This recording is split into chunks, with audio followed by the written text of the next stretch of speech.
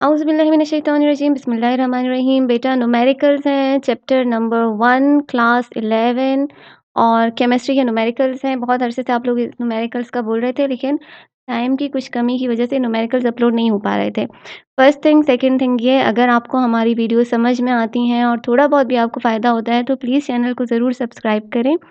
इससे हमारी हौसला अफ़ज़ाई होती है और मज़ीद वीडियोज़ बनाने के लिए मोटिवेशन मिलती है। और अगर आपको वीडियोज़ पसंद नहीं आ रही हैं, तब भी कमेंट में वजह बताएँ आपको कौन-सी चीज़ें हम दुरुस्त कर सकते हैं।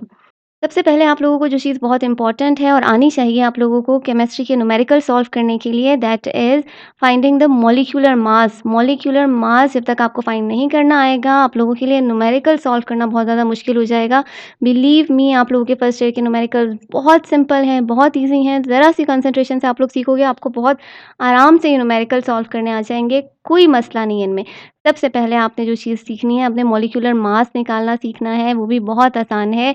फॉर इंस्टेंस, अगर हमारे पास एक मॉलिक्यूल है कार्बन सल्फाइड का, इसका अगर हमने मॉलिक्यूलर मास निकालना है तो हम कैसे निकालेंगे? बेटा, atomic mass of carbon is 12। आपको कुछ एलिमेंट्स के एटॉमिक मास याद होने चाहिए। स्टार्ट के 20 एलिमेंट्स के एटॉमिक मासेस आप अच्छी तरह से याद कर लो। सल्फ़र का एटॉमिक मास होता है 32 और यहाँ पर ये जो इसका सबस्क्रिप्ट है, ये आपको शो करता है कि इस मॉलिक्यूल में कितने सल्फ़र के एटम्स हैं। तो यहाँ पर कितने हैं? 2 एटम्स हैं। तो हम लोग इसके मास को मल्टीप्लाई कर देंगे बाय 2 और यहाँ पर देखो मैंने मल्टीप्लाई का साइन डाला, ये ऐड होगा, ठीक है। 32 को 2 से मल्टीप्लाई करेंगे और फिर उसमें 12 ऐड कर देंगे, हमारे पास एटॉमिक मॉलिक्यूलर मास आ जाएगा of carbon sulphide, that is equal to 76 grams per mole.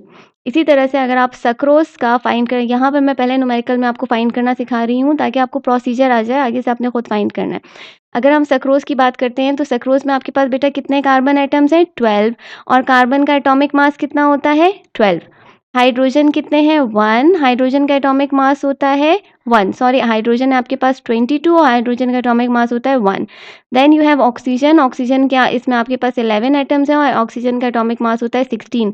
Simply आपने क्या करना है, आपने इन सब नंबर्स को मल्टीप्लाई करना है। 12 को 12 से मल्टीप्लाई करोगे 144 आ गया।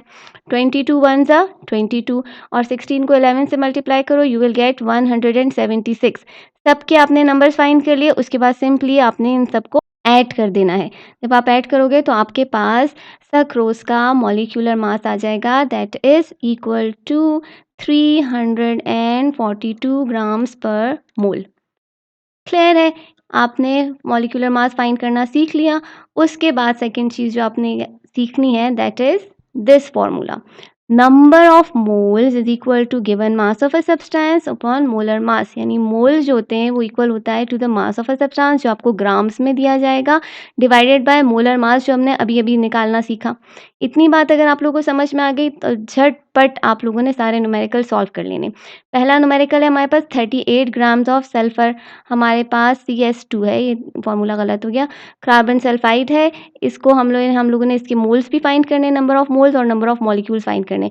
मोल्स फाइंड करने के लिए फॉर्मूला क्या था? Number of moles is equal to mass. Mass कितना दिया हुआ है हमें? 38 ग्राम और इसका मोलर मास हमने कितना निकाला? 76। ठीक है, दोनों को आप लोग डिवाइड करोगे, आपके पास नंबर ऑफ मोल्स आ जाएंगे, that is equal to 0.5 moles. इसमें कितने मोल्स हैं? 0.5 moles.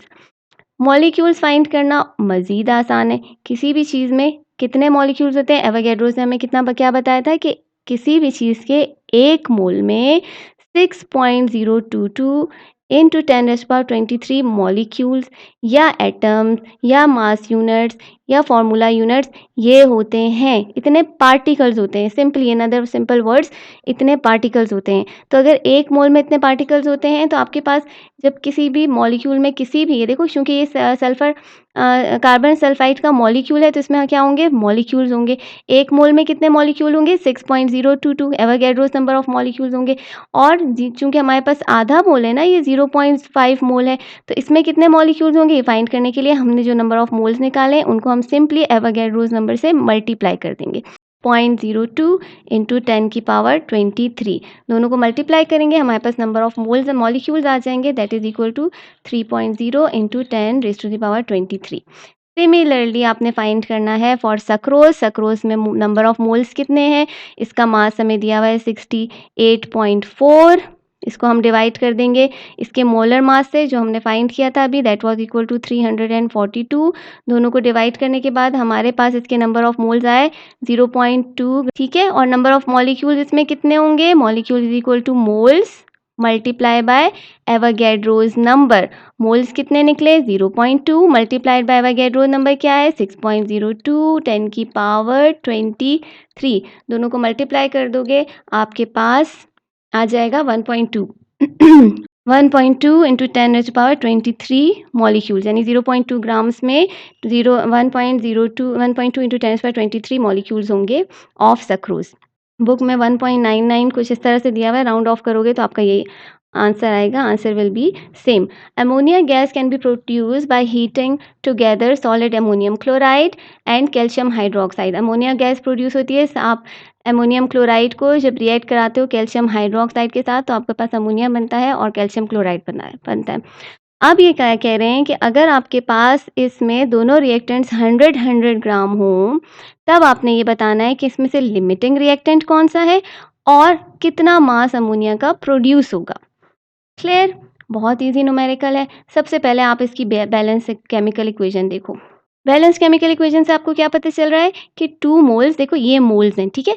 2 moles of ammonium chloride 2 moles of ammonia produce कर रहा है, ठीक है। 2 moles of ammonium chloride produces 2 moles of ammonia। सही हो गया। इसी तरह से 1 मोल, देखो यहाँ पर कोई नंबर नहीं है, इसका मतलब है 1 मोल कैल्शियम हाइड्रोक्साइड का प्रोड्यूस कर रहा है 2 मोल्स ऑफ एमोनिया। क्लियर हो गया। अब हमें दिया हुआ है कि अगर 100 ग्राम्स हमारे पास दोनों चीज़ें हैं तब कितना मास प्रोड्यूस होगा अमोनिया का और लिमिटिंग रिएक्टेंट कौन सा है।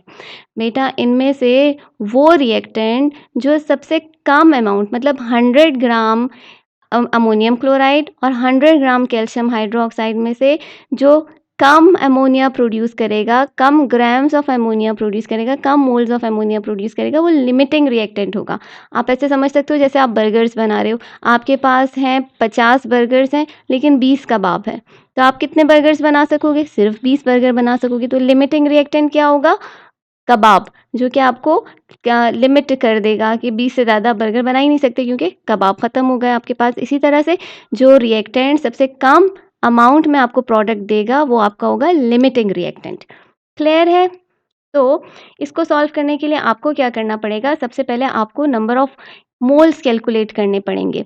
यानी हमने बैलेंस केमिकल इक्वेशन में देखा 2 मोल अमोनियम क्लोराइड बना रहा है 2 मोल्स ऑफ अमोनिया, लेकिन हमें दिया हुआ है 100 ग्राम ऑफ अमोनियम क्लोराइड, यही दिया हुआ है। हमें क्या करना पड़ेगा, हमें पहले इस 100 ग्राम को कन्वर्ट करना पड़ेगा इनटू मोल्स, ताकि हमें पता चले कि कितने मोल्स हैं हमारे पास। केमिस्ट्री में जब हम न्यूमेरिकल्स में बात कर रहे हैं तो हम किस में बात करते हैं, मोल्स में। मोल्स फाइंड करने का तरीका अगेन क्या है, पहले मैंने आपको एक फार्मूला बताया था ना, मैंने कहा इस फार्मूले को रट जाओ, घोल के पी जाओ। Number of moles is equal to mass in grams divided by molar mass, mass in grams आपको दिया हुआ है, that is equal to 100 grams. और अमोनियम क्लोराइड का मोलर मास कितना होगा, नाइट्रोजन है इसमें अमोनियम क्लोराइड में, दैट इज इक्वल टू, देखो ये रहा अमोनियम क्लोराइड, ठीक है। नाइट्रोजन का मास होता है 14 प्लस हाइड्रोजन, इसमें हाइड्रोजन का एटॉमिक मास होता है 1 और 4 एटम्स हैं इसमें, इसलिए इसको हम ले लेंगे 4 प्लस क्लोरीन होता है 35.5। तो इन सब को जब आप प्लस करोगे तो आपके पास आ जाएगा 53.5। 100 को 53.5 से डिवाइड करो, आपके पास नंबर ऑफ मोल्स आ जाएंगे, दैट इज इक्वल टू 1.86। तो 100 ग्राम का मतलब क्या है, कितने मोल्स ऑफ अमोनिया है हमारे, अमोनियम क्लोराइड है 1.86 मोल्स ऑफ अमोनियम क्लोराइड है। क्लियर हो गया इतना। इसका मतलब ये हुआ कि हमने जैसे कहा था कि 2 मोल्स ऑफ अमोनियम क्लोराइड जो है वो 2 मोल अमोनिया बना रहे हैं रिएक्शन में, तो 1.86 मोल जो है वो 1.86 मोल्स बनाएंगे अमोनिया। क्लियर हो गया। अब हम चलते हैं कैल्शियम हाइड्रोक्साइड की तरफ। बेटा कैल्शियम हाइड्रोक्साइड के कितने मोल्स हैं, ये हम कैसे कैलकुलेट करेंगे, number of moles is equal to, again calcium hydroxide भी 100 ग्राम्स था, कैल्शियम हाइड्रोक्साइड का मॉलिक्यूलर फार्मूला हमारे पास, मोलर मास कितना होगा, कैल्शियम का मास एटॉमिक मास है 40 प्लस ऑक्सीजन है हमारे पास 16 प्लस हाइड्रोजन है 1। इन सबको प्लस करेंगे, वी विल गेट 56। तो 100 को हम डिवाइड करेंगे बाय 56, 1.78। तो मोल जो है हमारे पास ऑफ कैल्शियम हाइड्रोक्साइड कितने आ गए, 1.78। बैलेंस केमिकल इक्वेशन में हमने देखा था कि 1 मोल कैल्शियम हाइड्रोक्साइड का प्रोड्यूस कर रहा था 2 मोल्स ऑफ अमोनिया। ऐसा ही था ना। पीछे देखो केमिकल इक्वेशन, ये रहा। 1 मोल ऑफ कैल्शियम हाइड्रोक्साइड जो है ये 2 मोल अमोनिया के बना रहे थे। ठीक है, तो अभी हमारे पास कितने मोल्स निकल आए, 1.78 मोल्स हैं कैल्शियम हाइड्रोक्साइड के।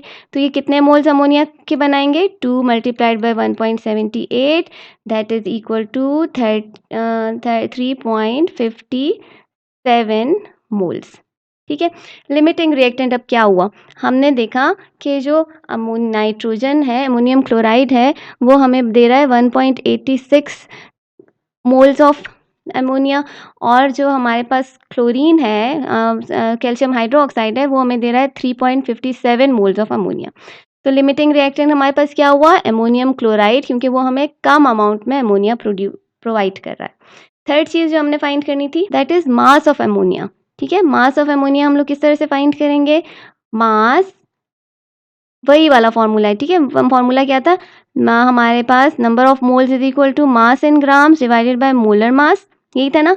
इसलिए अगर आपने मास फाइंड करना है तो मास क्या हो जाएगा, ये मोलर मास इधर जाके मल्टीप्लाई हो जाएगा, तो number of moles multiplied by molecular mass या मोलर मास जो है इसका उससे हम मल्टीप्लाई कर लेंगे तो हमारे पास मास आ जाएगा। नंबर ऑफ मोल्स कितने आ रहे थे, हमने जब अमोनियम क्लोराइड से निकाला तो हमें पता चला कि 1.86 मोल्स ऑफ प्रोड्यूस हो रहा है अमोनिया फ्रॉम द रिएक्शन। और अमोनिया का जो मास है, molecular mass, that is equal to 17। कैसे है, 4 नाइट्रोजन का एटॉमिक मास है 14, और इसमें 3 हाइड्रोजन है, हाइड्रोजन का एटॉमिक मास 1 होता है, तो 3 का 3 हो जाएगा। आपने इनको प्लस किया, एटॉमिक मास इसका आ गया 17। आपने 1.86 को 17 से मल्टीप्लाई किया, यू विल गेट 31.7 ग्राम्स। तो इस रिएक्शन में जो हमारे पास अमोनिया प्रोड्यूस होगा उसका मास होगा 31.7 grams. Aluminium chloride is used in the manufacturing of rubber. It is produced by allowing aluminium to react with chlorine gas at 650 degree centigrade. हमारे पास रिएक्शन है, एल्यूमिनियम और क्लोरीन जो है वो दोनों रिएक्ट करते हैं और रबर प्रोड्यूस होता है, और ये रिएक्शन कैरी आउट होता है 650 डिग्री सेंटीग्रेड पे। अगर हमारे पास 160 ग्राम एल्यूमिनियम हो और बहुत सारा क्लोरीन हो, यानी क्लोरीन एक्सेस में हो, तो हमारे पास कितना एल्यूमिनियम क्लोराइड प्रोड्यूस होगा और उसकी परसेंटेज यील्ड क्या होगी। रिएक्शन हमारे पास क्या है, 2 मॉलिक्यूल्स एल्यूमिनियम के हैं जो कि रिएक्ट कर रहे हैं 3 मोल्स ऑफ क्लोरीन और प्रोड्यूस कर रहे हैं 2 मोल्स ऑफ एल्यूमिनियम क्लोराइड। हमें फाइंड करना है कि अगर हमारे पास 160 ग्राम एल्यूमिनियम हो तो कितना एल्यूमिनियम क्लोराइड फॉर्म होगा। पहली चीज़ हमें ये फाउंड करनी है। ठीक है बेटा, अब देखो 2 मोल्स एल्यूमिनियम के हैं तो हमारे पास 2 मोल ही एल्यूमिनियम क्लोराइड बन रहा है, लेकिन 160 ग्राम्स का मतलब कितने मोल्स है, हमें पहले ये फाइंड करना पड़ेगा। तो हमारे पास अगेन फॉर्मूला वही आ गया, formula is equal to mass upon molecular mass. तो हमारे पास इसका मास इन ग्राम्स दिया हुआ है 160। हमें फाइंड करना है कि कितने मोल्स ऑफ एल्यूमिनियम इस रिएक्शन में यूज हो रहे हैं। तो एल्यूमिनियम के जो हमें मास दिया हुआ है दैट इज 160 ग्राम, और एल्यूमिनियम का मॉलिक्यूलर मास है 27 ग्राम्स। तो दोनों को हम डिवाइड करेंगे, हमारे पास नंबर ऑफ मोल्स आ जाएंगे of aluminium, that is equal to 5.92 moles जो है एल्यूमिनियम के हमारे पास आ गए। ठीक है, इसका मतलब है कि 160 ग्राम में हमारे पास कितने मोल्स थे, 5.92 मोल्स। अगर 2 moles of aluminium 2 moles of aluminium chloride form करा था तो 5.92 मोल्स जो है वो कितना एल्यूमिनियम क्लोराइड फॉर्म करेंगे, 5.92 मोल्स फॉर्म करेगा। अब परसेंटेज यील्ड फाइंड करने के लिए हमें वो मास कैलकुलेट करना पड़ेगा जो एल्यूमिनियम क्लोराइड का प्रोड्यूस हुआ। मोल्स तो हमें पता चल गया एल्यूमिनियम क्लोराइड के कितने मोल्स प्रोड्यूस हो रहे हैं, 5.92 मोल्स प्रोड्यूस हो रहे हैं, लेकिन मास कितना प्रोड्यूस हो रहा है। तो मास फाइंड करने के लिए आप क्या करोगे, इसका ये जो आपके पास नंबर ऑफ मोल्स मिले हैं उनको आप मल्टीप्लाई कर दोगे by the molecular mass of aluminium chloride. ठीक है, molecular mass of aluminium chloride. वही सेम फार्मूला है, इसको हमने इस तरह से करके लिख दिया। तो mass is equal to number of moles हमारे पास कितने थे 5.92 और एल्यूमिनियम क्लोराइड का मास कितना है, एल्यूमिनियम का होता है 27, क्लोरीन होता है प्लस 35.5 और चूंकि 3 मॉलिक्यूल्स हैं क्लोरीन के, इसलिए हम इसको पहले 3 से मल्टीप्लाई करेंगे और फिर इसमें 27 ऐड कर देंगे, 133.5। ठीक है, मोलर मास आ गया हमारे पास ऑफ एल्यूमिनियम क्लोराइड। यहाँ पर हम इसका मॉलिक्यूलर मास लिख देते हैं, दैट इज इक्वल टू 133.5। 133.5 को मल्टीप्लाई करो बाय 5.92, तो इसका मोल नंबर ऑफ मोल्स है, तो यू विल गेट 790.32 ग्राम्स। यानी ये हम लोगों ने जो कैलकुलेट किया ना, ये हमारे पास है थ्योरेटिकल यील्ड। कौन सी यील्ड है, थ्योरेटिकल। अगर हम लोग सिर्फ कैलकुलेशन करेंगे तो हम ये एक्सपेक्ट कर रहे हैं कि हमारे पास अगर 160 ग्राम एल्यूमिनियम है तो उससे हमें 790 ग्राम्स ऑफ एल्यूमिनियम क्लोराइड मिल जाएगा आराम से। लेकिन अगर आप ऊपर देखो क्वेश्चन में, तो हमें दिया हुआ है यहाँ पर कि इस रिएक्शन में हमारे पास सिर्फ 650 grams of aluminium chloride obtain हो रहा है। ये वाली जो यील्ड है इसको हम कहेंगे प्रैक्टिकल यील्ड। जो आपको इस न्यूमेरिकल में यील्ड दी गई होगी वो प्रैक्टिकल यील्ड होगी, और जो आपने कैलकुलेट की है वो आपके पास है थ्योरेटिकल यील्ड। परसेंटेज किस तरह से फाइंड करोगे, परसेंटेज इज इक्वल टू जो आपके पास ऑब्टेन हुई है प्रैक्टिकल यील्ड, उसको आप डिवाइड कर दोगे बाय थ्योरेटिकल यील्ड और फिर आप मल्टीप्लाई कर दोगे बाय 100। तो प्रैक्टिकल यील्ड आपके पास कितनी थी 650, थ्योरेटिकल यील्ड कितनी है 790.32 multiplied by 100 is equal to 82.24। ठीक है, ये हमारे पास आ गई है theoretical percentage yield of aluminium chloride.